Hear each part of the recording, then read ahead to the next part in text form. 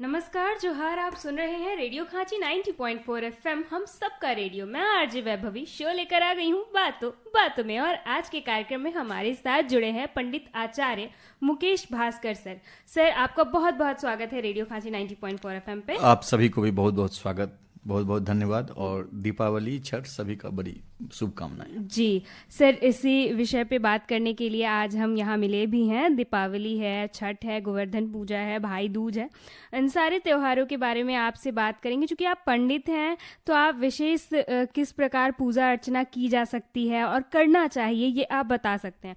सबसे पहले मैं धनतेरस के बारे में आपसे पूछना चाहूँगी कि धनतेरस किस दिन है, मुहूर्त क्या है, और किस जैसे शनिवार को भी धनतेरस है तो कहते हैं शनिवार को लोहे का सामान नहीं खरीदना चाहिए। तो इससे जुड़ी क्या भ्रांतियां क्या हैं, और अगर सत्य है तो किस तरीके से खरीदारी करना चाहिए, इसका अल्टरनेट ऑप्शन क्या है, ये बताइए। जो है ये एक्चुअली में त्रयोदश के दिन होता है जी। जब कार्तिक मास के कृष्ण पक्ष त्रयोदशी जिस दिन होता है जी। उसी दिन धनतेरस होते हैं जी। उसी दिन धन्वंतरी समुद्र मंथन से उनका उत्पत्ति हुए थे, उत्पन्न हुए थे। और स्वर्णादि घड़ा लेकर के जो है जी। तो त्रयोदशी के दिन ही जो है खरीदारी करना चाहिए, धनतेरस मनाना चाहिए। और इस बार क्या हुआ है, एक्चुअली में जेठ महीना में मलेमास लग रहा है जी। तो मलेमास होने के कारण सारा तिथि जो है वो हेर फेर हो जा रहा है। कोई कोई तिथि आप देखिएगा 12 बजे दिन में ही खत्म हो जाता है। जी, जी, जी। और कोई कोई तिथि जो है रात्रि में खत्म हो रहा है जी। तो उस स्थिति में क्या होता है, जिस त्रयोदशी में ही मनाना है हम लोगों को, क्योंकि वो वरदान जो मिला है, ये जो घटना घटी है, ये जो महायोग बना है, वो कार्तिक मास के कृष्ण पक्ष त्रयोदशी को मना है। जी।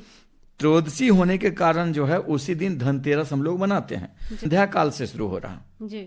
और शनिवार को जो है 5 बजे तक ही है। जी। लेकिन उदया तिथि मान करके आप भर दिन मान सकते हैं। जी। लेकिन शुक्र जी, त्रयोदश 18 जो तारीख को, यानी 18 तारीख को जो लग रहा है, और चूंकि ज्यादातर लोग संध्या काल में ही खरीदारी करते हैं, इसलिए ज्यादा जगह देखिएगा जो आपको होता क्या, जो कहीं कहीं आप पूरे हिंदुस्तान में लीजिए तो सब जगह का सूर्योदय और सूर्यास्त अलग अलग होता है। जैसे मान लीजिए हम लोग रांची झारखंड में रह रहे हैं तो झारखंड में अभी आप देखिएगा 6 सवा 6 बजे अंधेरा हो जाता है। लेकिन अगर हम दिल्ली चले जाएं अथवा हम बंबई चले जाएं, अगर हम जैसलमेर चले जाएं, अगर हम राजस्थान चले जाएं, जोधपुर चले जाएं, जयपुर चले जाएं, तो देखिएगा वहां पर में 7:30 के बाद जो है सूर्यास्त होता है। जी। अब जैसे हमारे यहाँ सूर्योदय 5:15 5:30 में हो जाता है, अभी 6 बजे के लगभग में होता है। और वहां पर में सूर्योदय जो है वो 7:30 के बाद होता है। तो चूंकि उदय और अस्त में डिफरेंस हो जाता है, अंतर आ जाता है, तो इसीलिए घटी पल जो के अनुसार जो है वो तिथि जो है उसमें भी अंतर आ जाता है। जी। आप जैसे रांची में मान लीजिए 2 बजे के बाद से त्रयोदशी लग रहा है, लेकिन और अगले दिन 5 बजे तक रहेगा, तो चूंकि 5 बजे रहेगा तो दिन भर आप खरीदारी कर सकते हैं। और गोधूली समय का ज्यादा महत्व है, तो उदया तिथि मान करके आप संध्या काल में रात्रि में भी खरीदारी कर सकते हैं। लेकिन ये उस जगह के लिए है जहां पर में सूर्योदय माने ज्यादा देर के बाद उदय होता है सूर्य का, और सूर्यास्त जो है लेट तक होता है।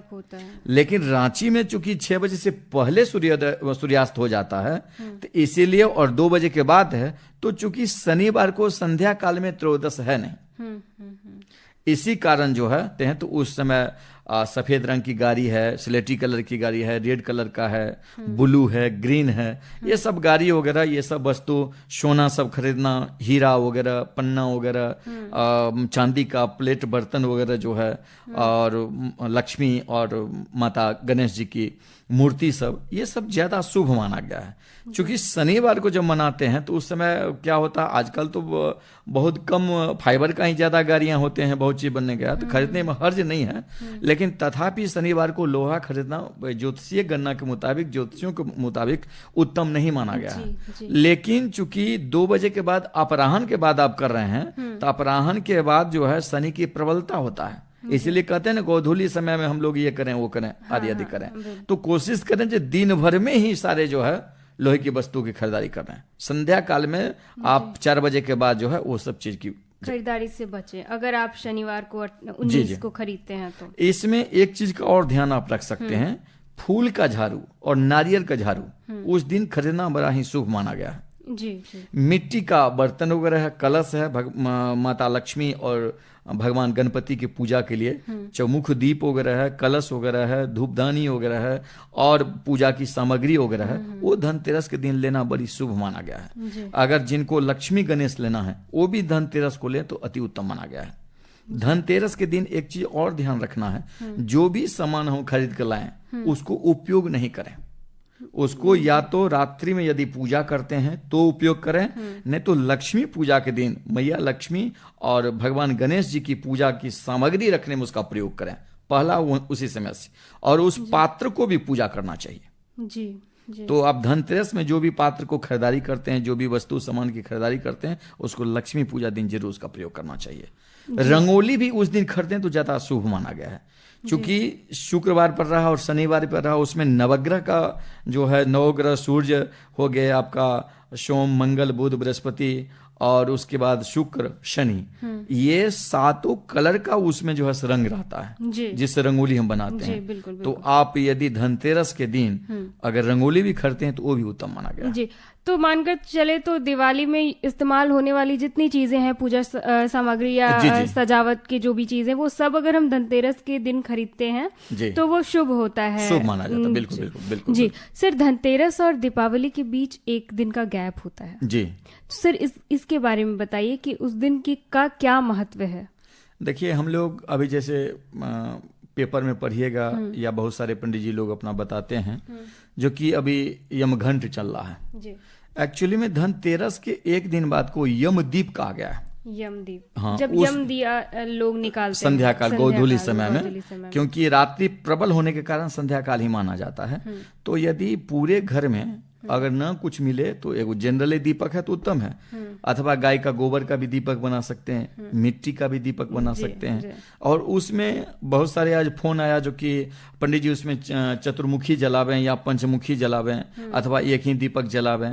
देखिए, उसमें जरूरी नहीं है जो चतुर्मुख जलाना ही है या पंचमुखी जलाना है, एक ही दीपक हो, पूरे घर में आप घूम जाइए दीपक लेकर के, यानी उसका प्रकाश जो है जलाने के बाद वो प्रत्येक घर में होना चाहिए, जहां जहां है बालकोनी वगैरह है आपका, और तुलसी का दिखा उगर के, और फिर फाइनल घर से बाहर रखना चाहिए, यहां तक जो बाउंड्री से भी बाहर रखें।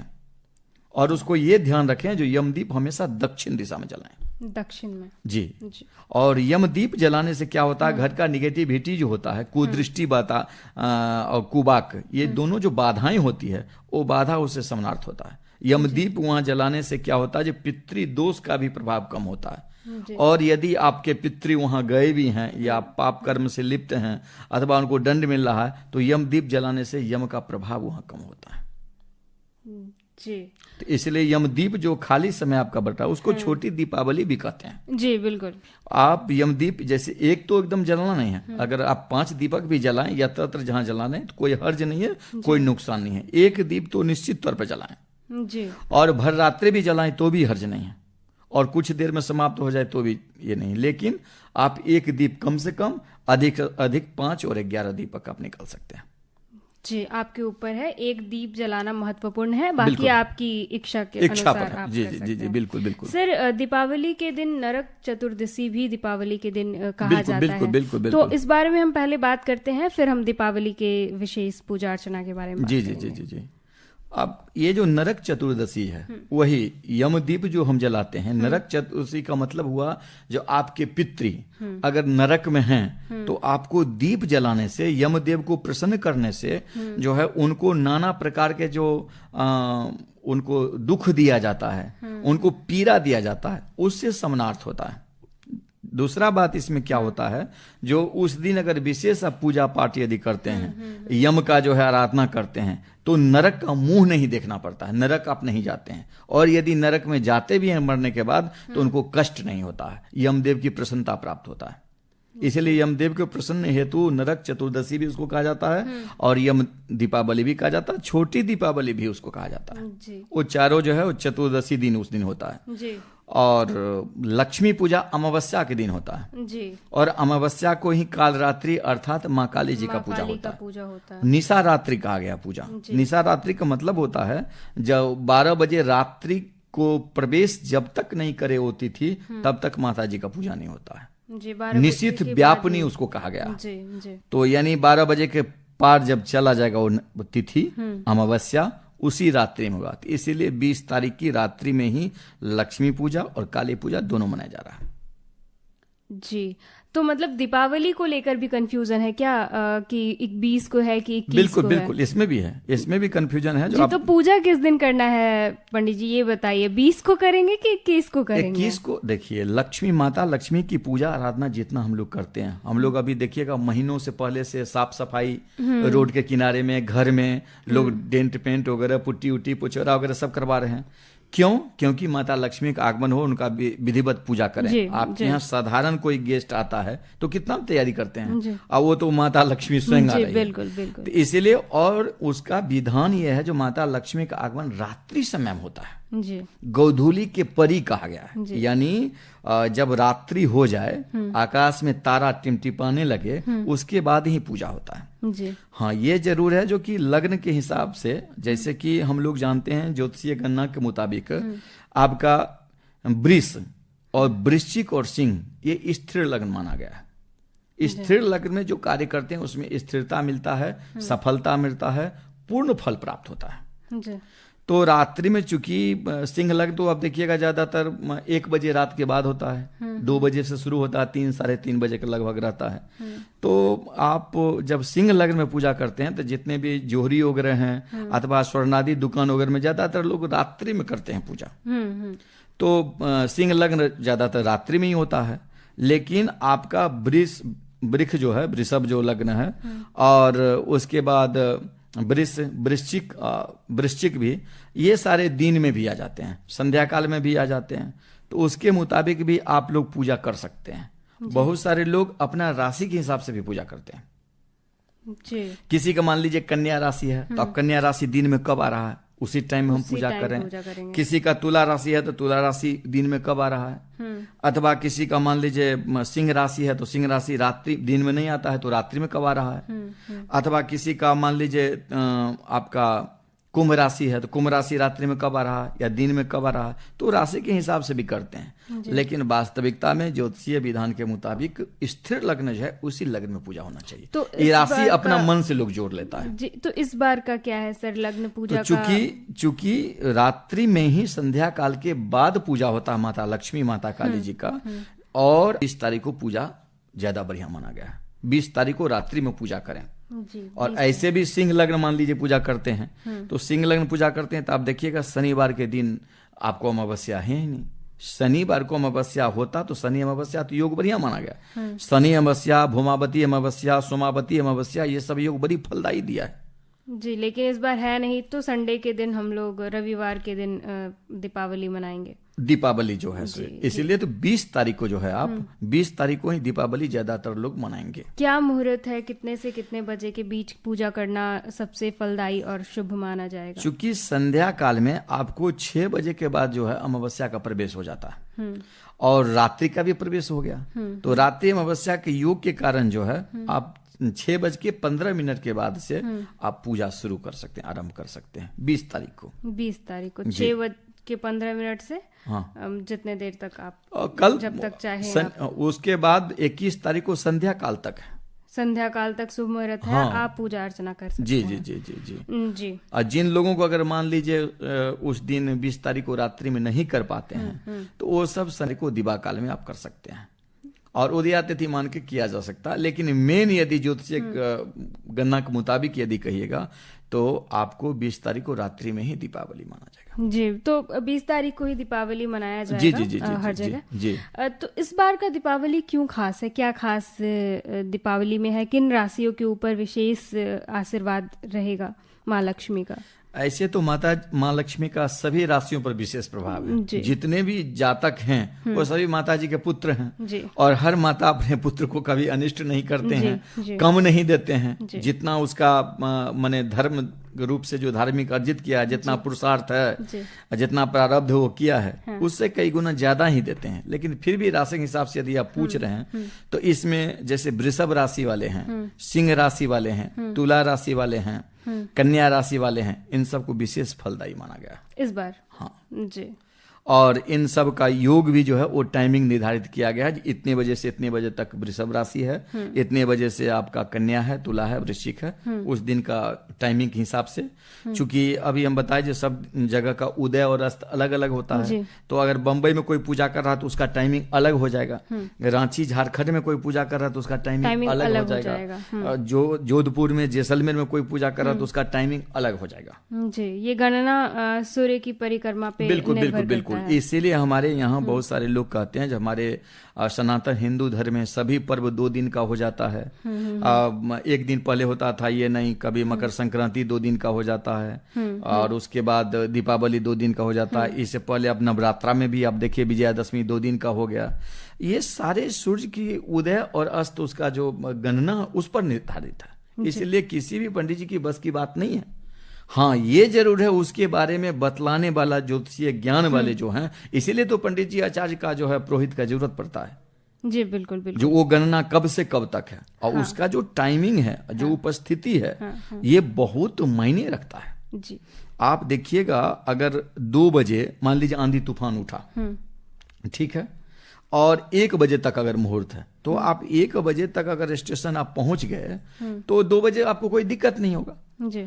ठीक उसी प्रकार अगर रात्रि में भी मान लीजिए अमावस्या का प्रवेश हो गया और उपस्थित अमावस्या और उपस्थित योग में यदि आप पूजा करते हैं तो निश्चित तौर पर सफलता मिलेगी। जी सर, पूजा की विधि जहां पंडित जी जाते हैं कराने, वो विधिवत करा देते हैं, बट दीपावली में मैक्सिमम लोग खुद से ही पूजा करते बिल्कुल हैं। अपने आप तो करते हैं। क्या विशेष सामग्री का इस्तेमाल करना चाहिए और किस विधि विधान से माँ का पूजा करना चाहिए? कुछ ऐसे मंत्र हैं जिनका उच्चारण करना विशेष फलदायी होता है? जी जी जी, बहुत सुंदर ही प्रश्न आप किए हैं। जी, धन्यवाद। आजकल क्या होता है जो देखते हैं, सबसे पहले तो एक चीज का ये ध्यान रखें, हम जो पूजन करते हैं वो दिशा कौन सी होनी चाहिए। जी। रात्रि पूजा के लिए उत्तर दिशा तो प्रशस्त माना गया है, लेकिन कुछ पूजा ऐसा है जो उसको रात्रि और दिवस मतलब नहीं है, वो हमेशा पूर्व दिशा में ही पूजा होगी। जी। तो माता लक्ष्मी और गणेश का पूजा पूर्व दिशा में करें, पहले तो ये। और दूसरा बात ये रखें, ध्यान रखें, जो गणेश जी और लक्ष्मी जी ये दोनों माता और पुत्र हैं, इसलिए इसका भी ख्याल रखना चाहिए। और गणपति महाराज के यानी दाहिने में जो है लक्ष्मी का निवास है, तो इसीलिए हमेशा गणेश जी के दाहिने में ही लक्ष्मी जी को रखें, पहले गणपति जी फिर लक्ष्मी जी। इसमें बहुत जगह वो किसी दुकान में चले जाते हैं या किसी व्यवसाय क्षेत्र में चले जाते हैं, तो उसमें देखते हैं कभी लक्ष्मी जी बाएं आ गए, कहीं ये दिए, तो ये एकदम फॉर्मूला को याद रखना चाहिए। सबसे पहले जो माता और पुत्र हैं, पति पत्नी बायां होते हैं, बामंगी मानेंगे हैं। हाँ, इसलिए आप देखिएगा जैसे राम जी का, तो राम जी का मंत्री हमारे शास्त्रों में बना हुआ है, नीलाम्बुजः श्यामल कोमलांगम सीता समारोपित वाम भागम, बायां भाग में उनका है। भाग में शिव जी के बारे में हम कहते हैं, गंगा तरंग रमणीय जटा कलापम गौरी निरंतर विभूषित वाम भागम। तो पति पत्नी का जहां संबंध होता है वहां पर में जो है सो बायां होती है, बामांगी। लेकिन जहां पुत्र और माता का संबंध है तो वहां दहिना रहेंगे। इसलिए पहले गणपति महाराज और गणपति भगवान के बगल में जो है सो मैया लक्ष्मी रहेंगी। पहला ये ध्यान रखें। दूसरा क्या, जो यदि घी के दीपक जलाते हैं तो प्रशस्त अपने से बायां रखें, और तिल तेल का दीपक जलाते हैं, सरसों तेल के जलाते हैं, चमेली तेल के जलाते हैं, तो ये सारे आप दहिना जलाएं।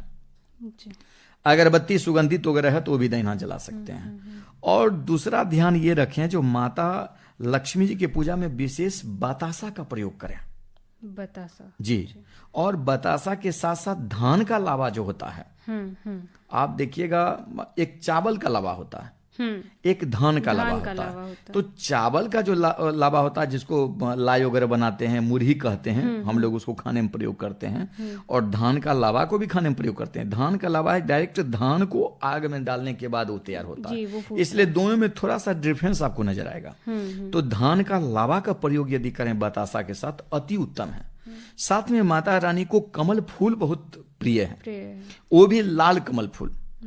चूंकि माता जी का रंग भी लाल है तो कमल फूल का प्रयोग उस दिन जरूर करना चाहिए। एक हो, दो हो, जो हो, पंच हो, अति उत्तम है। और दूसरा बात, जो कुबेर जी का बटुआ होता है, जिसको कुबेर पोतली भी कहा जाता है, वो पोतली यानी बटुआ बना करके, अगर बटुआ ना हो तो लाल कपड़े में भी बना सकते हैं। तो सर उसमें क्या रखते क्या है उस बटुआ? हाँ जी जी जी जी, उसी के बारे में बता रहे हैं। उसमें आप पीली सरसों रखें, थोड़ा सा ही, 5 ग्राम 10 ग्राम जितना आपका बटुआ है उसके हिसाब से।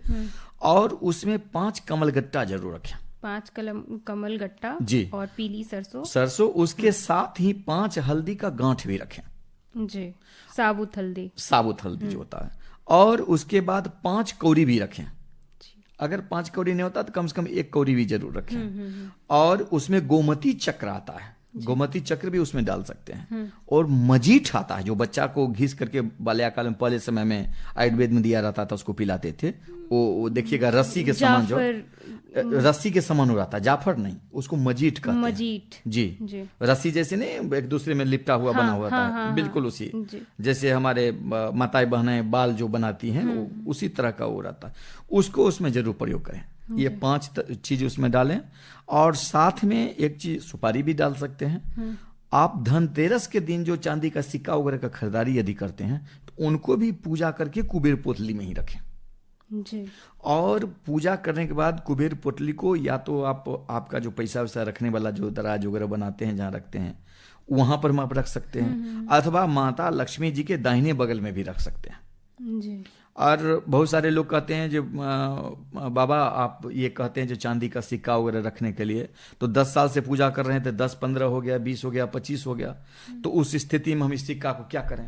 तो आप लोगों को एक चीज हम बतला दें, जो कि अगर 10, 20, 25, 30 सिक्का हो जाता है तो उस सिक्का से आप मैया लक्ष्मी जी बाबा गणेश जी का मूर्ति भी ले सकते हैं, अथवा ऑलरेडी पहले से अगर मूर्ति मौजूद है तो फिर उस जगह पर में आप चांदी का प्लेट ले सकते हैं भोग लगाने के लिए, चांदी का गिलास ले सकते हैं जल पिलाने के लिए, चांदी का चम्मच ले सकते हैं आचमनी के लिए, चांदी का दीप ले सकते हैं दीप जलाने के लिए, चांदी का अगरबत्ती स्टैंड ले सकते हैं, उस सिक्का से आप ले सकते हैं जी। जो भी पूजा में उपयोग होने की चीजें हैं आप वो ले सकते हैं उन सिक्कों से। जी। और उस दिन आप जो है कुबेर जी का यंत्र का भी प्रयोग करें, श्री यंत्र का भी प्रयोग करें, और व्यापार वृद्धि यंत्र जो होता है उसका भी प्रयोग करें। और माता जी का पूजा से पहले आप लाल आसन वगैरह बिछा दें और पवित्र से अपना स्नान ध्यान करके निमित्त, और ध्यान रखें, कोशिश करें जो माता लक्ष्मी और गणेश जी की पूजा करने भर दिन आप व्रत में रहें,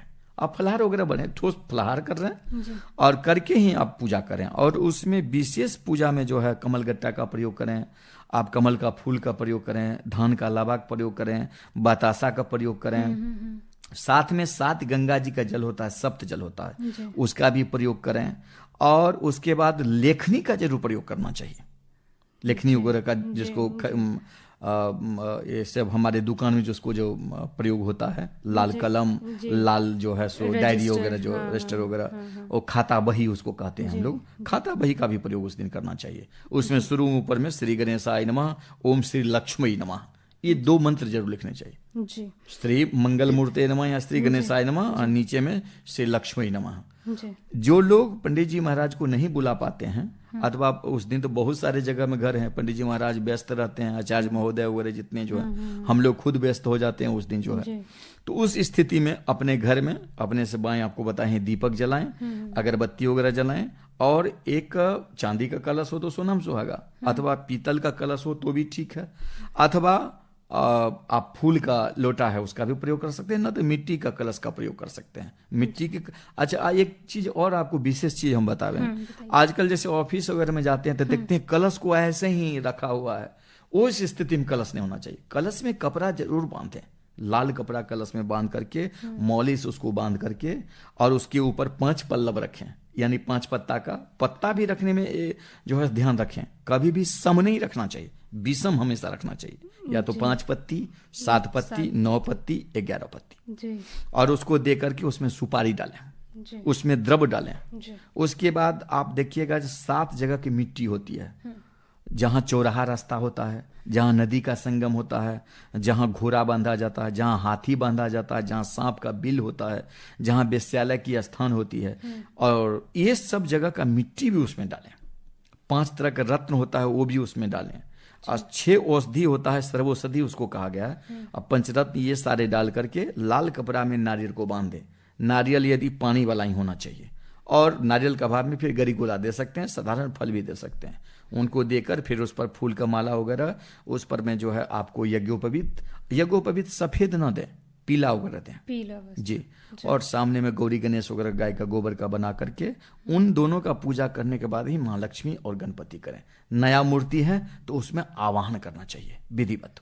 जी जी। मूर्ति को लेकर भी कई सारी मान्यताएं हैं। कुछ लोग कहते हैं दाहिने में सुर होना चाहिए, कुछ कहते हैं बाएं में होना चाहिए जी। तो क्या शुभ होता है, किस ओर सुर होना चाहिए गणेश भगवान का, और किस प्रकार का मूर्ति जो है वो घर में लेना चाहिए? देखिए, हमारे वास्तु शास्त्र के मुताबिक जो है ये माना गया है, जो अलग अलग स्थान पर में अलग अलग मूर्ति का चयन होता है जी। ऐसे सबसे शुभ दक्षिणावर्ती माना गया है जी।